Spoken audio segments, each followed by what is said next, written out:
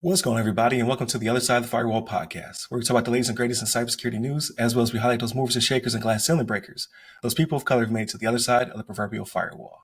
My name is Ryan Williams, and as always, I'm joined by Shannon Tynes. What's up? What's up? What's going on? And we have the full crew here today, so we have Chris Abacon. What's going on, everybody? What's going on? And Daniel Acevedo. How's it going, guys? Let's go. There it is. So full roster. So definitely check out Monday and Tuesday, our topics, Wednesday discussion, Thursdays, Ask a CISSP. If you have not already, please go back and check out the one with Rebecca Skeet from Black Girls Hacks. A really good conversation. And the next one up will be Miguel Clark. He's been on the show before, but he's coming on in his official capacity. So definitely tune in for that one when it does air. And then Friday's everything else. So movies, books, games, all that good stuff. But without further ado, I give it to Shannon. All right, everybody. So this article comes from BBC.com, written by Imran Rahman Jones. And the title of this one is TikTok Confirms It Offered U.S. Government a Kill Switch. So we touched on this story before, right? About the whole ByteDance making sure that they have they appease the U.S. government and how data is being shared, right? When it comes to the users for TikTok, because we know this is a fear of ours in America that, the Chinese are just going to get too much information, right? We already worry about them, their infiltration when it comes to them being inside of networks, information they've already, intellectual property they've already stolen. But this was one of those things where it was discussed on how they were gonna, whether it be divest, and again, the legislation when they were going through this, they were very open about, what are you gonna do to make it to where this data is not being shared, with China, which was the big thing they were worried about. And this was a few years. I want to say it was a couple of years. They went back and forth on this. I want to say it was 2022. It all started, and it wasn't until a couple months ago. I want to say it was April 2024. I could be off on that date when it finally dropped, where they were like, okay, this is our final say on this. This is what we're going to do. But TikTok says, hey, we offered them a kill switch that was like, okay, if you feel that data is not being secured properly, or it's being shared in a manner you don't want, there's a kill switch out there for you. But to me, and I'll say from Shannon's standpoint, at that point, by the time that is seen, it's already too late, right? Like, your information is already out there.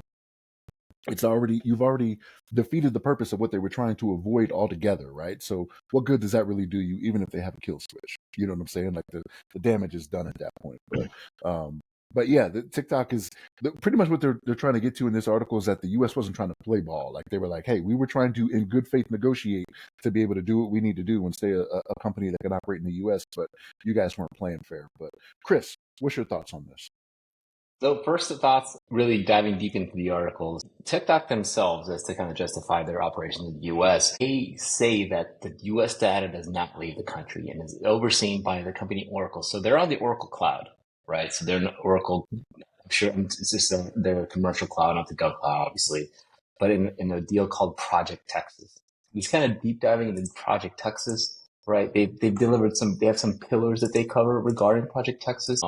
They say, right, that Project Texas they have 5 pillars. They have independent governance, right? So they've got outside parties looking into their information system protocols, whatever, data protection, access control, technology assurance, content assurance, monitoring, and compliance. So it sounds like they've got a framework for cybersecurity and privacy, right? But the thing is, even if, right, the data is hosted in Oracle Cloud, right, we need to ensure that there's some replication to any of their data centers, because they have a data center here in Virginia. They've also got a data center in Singapore. How do we know? Like, how do we know our data travels? Right? Someone is accessing U.S. content from overseas. I don't know the specific data flows, but there's just too many unanswered questions, right? TikTok can be very transparent into what they've done, right? As if like they could write an entire compliance report or privacy report or anything, right? Unless there's like a straight up audit by a big firm, right, showing me that, hey, look, they've got this SOC 1 and 2, or they've got this data privacy report done by a big auditing firm, right? I really don't know, what else they could do to convince the lawmakers that they're safe. Right? It's just, at this point, it's an emotional It's almost as if it's an emotional reaction by the government, right? TikTok, any of these Chinese companies or whatever, they could fully comply with data privacy laws, in the U.S. Provide a report, right? Have independent, you know, um, independent verification of such controls. But at the end of the day, there's still the politics against them, right? So that's just my 2 cents. We don't know how things work unless we have concrete proof that they are protecting our data.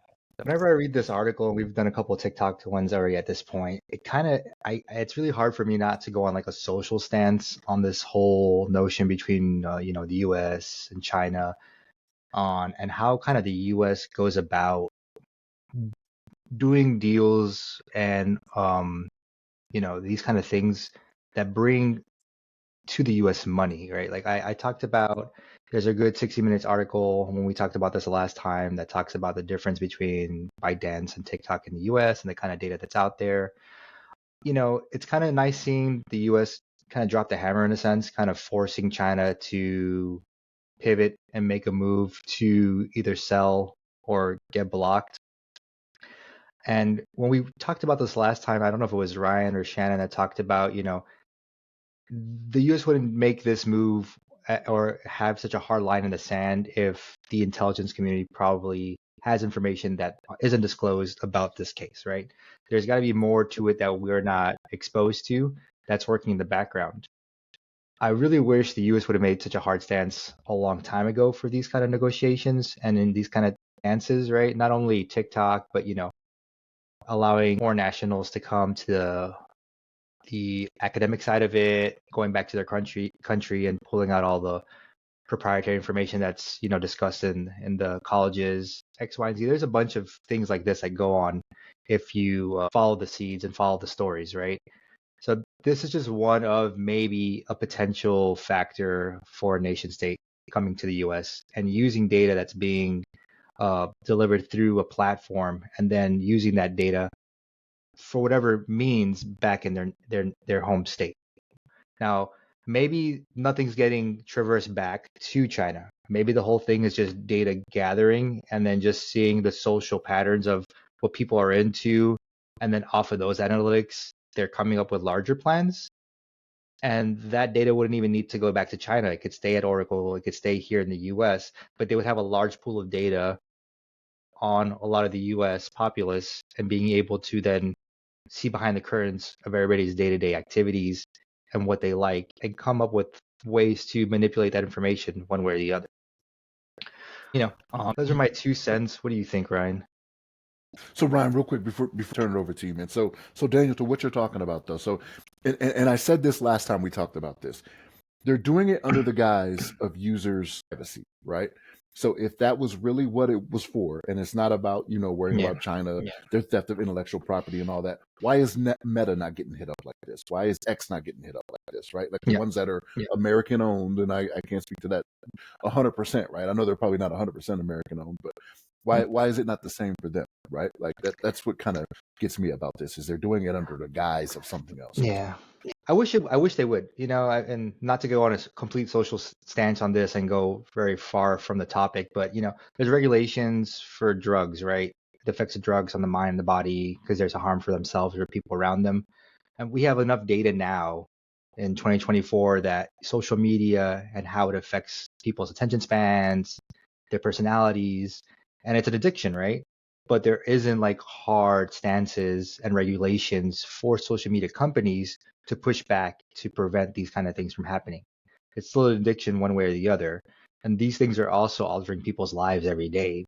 But, they are going with the guise of, this is, protecting the user's information from a third nation state. So I agree with you there. For me, I say put them under all the microscope and kind of come up with new regulations and monitor and control all this stuff. From a What do you think, social media Ryan? perspective, you're saying, right? Yeah. What was your question, Chris? Oh no, I was just thinking from a social media perspective. You're thinking just to kind of piggyback off Daniel, just to kind of put everybody under an umbrella, like, hey, look, transparency among social media because we know how this affects our youth. We know how this affects everybody, like developmental learning, right? So I definitely agree with that. I think there needs to be, not to be, Mr. big government here, but there needs to be some type of education, at least to some degree. Like we didn't the effects on social media didn't we didn't know this was going to happen. We were getting addicted. That they were going to develop this scrolling thing, that infinite this infinite dopamine hit of something new, right? So that's why you have all these kids that are so attached to their phone, they can't even just have a regular conversation in the restaurants anymore. Just a good example. But I want to toss it over to Ryan for his thoughts. No, I think you guys really nailed it. Specifically with implications of it is addictive, right? But I think it's weird. So before I get into the rigmarole, or before I get into that, here's the rigmarole. Please like, share, subscribe, hit a bell. There's a bell involved. Hit us up on all the social medias, either the other side of the firewall, the other side of the FW, or ask a CISSP. With all of that out of the way, I think it's too new still. Like I keep saying it's too new, even though it's been around for a while now. I think there's no real case studies that we can use for legislation just yet. I think we're almost there. I think that's right around the corner. I just think because of how ingrained social media is with us and how more aware, I guess, we are of addiction and how it works, we understand what's happening. We just have not built a scientific, peer-reviewed foundation for it yet. So I think in the next 5 or so years, there will be regulation that'll probably come from the UK first. And they'll be like, hey, this is all of the things you cannot do or the things that you can do, or they'll build some kind of framework that the rest of us can use. But I think that will affect all of social media. So whatever comes after TikTok or Meta or whatever, I think that there will be some kind of regulatory framework, because we're going to have kids who are strung out on social media, basically. So I think you guys are absolutely right. But in regards to TikTok, it is political. I do agree with that sentiment. But I do believe it's based, like I'm giving them the benefit of the doubt. That is based on intelligence. And that's why TikTok is such a threat compared to the rest. And I get that, right? But I can't be, I'm not a scientist. I'm not a Intel analyst. I'm not a lot of things. So at some point I have to give people the benefit of the doubt that they're doing their job. And it seems to be so prevalent and so strong coming from both parties. I do believe it to be a problem that needs to be solved through, I guess in this case, divestment. But I also, trying to be unbiased, I do think I kind of want my cake and eat it too in this case, because then when I saw this kill switch, it automatically made me think of, well, you must really be nefarious because you wanted to give this to the government to shut it down, right? And that kind of flies in the face of our First Amendment rights. So it's kind of like, it's hard for me to articulate, but it makes me fearful, because I'm like, what other countries did you give this to? Probably China, right? It was called a different strategy, but you took whatever playbook you had from other countries, you dusted it off, and you're like, I'm going to call it the National Security Agreement, when really it was like the People's Republic of X or Y agreement beforehand, and that kind of flies in the face of the First Amendment. Like, you don't give the government control of the social media platform in order to protect yourself. And then it's a weird flex. Like, yeah, we tried to give them a kill switch so way they could take us out in case we were doing something nefarious. But like, we don't want them to have the kill switch either. Like, the whole thing is we want this democratized. So it gets more and more icky for me. So I kind of like, maybe you do need to go away. And that's probably why it was rejected, because they knew the optics of that too, right? They were like, that sounds like a good idea, but if we do this, like, immediate. So they just can't win for backlash. losing. Yeah, they just can't win for losing. I do kind of, I do not feel bad, but I do feel as though they are between a rock and a hard place. I don't feel bad for $1 trillion, $1 million companies. I'm not on that level.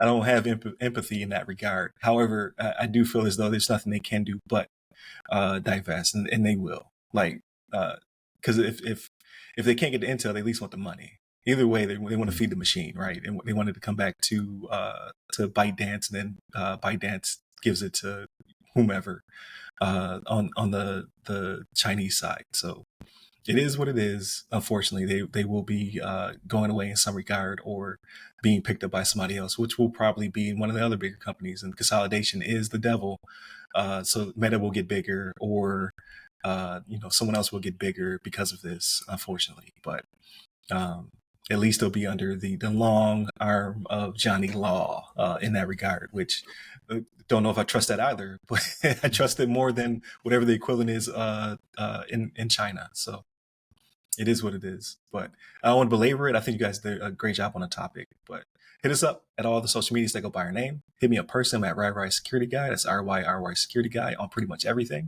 And where can they find you, Chris and Daniel? You can find me under First Avicon on LinkedIn. Last name is spelled A Bacon. Same, LinkedIn under my name. There it is. Stay safe. Stay secure.